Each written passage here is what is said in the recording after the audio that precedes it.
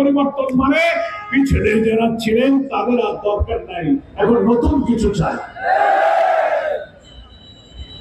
We need change, আমরা পরিবর্তন চাই। সে পরিবর্তন কারা আনবে? ওই পূর্বের দুর্নীতিবাদ, চাঁদাবাজ, মস্তান, খুনি, বাটপারদের দ্বারা এই পরিবর্তন আসবে না। আমরাই পরিবর্তন আনবো, 11 দল। We will lead, আমরা চেঞ্জ, আমরা পরিবর্তন চাই। We will bring the change, আমরাই পরিবর্তন আনবো।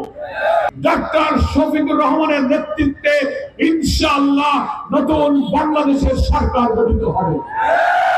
সেই সরকার গঠিত হলে আমাদের অর্থনীতি সচল হবে, দুর্নীতিমুক্ত ব্যবসা বাণিজ্যের কনজেনিয়াল পরিবেশ আমরা তৈরি করব, নৈতিকতার উপর ভিত্তি করে একটি সমন্বিত শিক্ষা ব্যবস্থা চালু করব।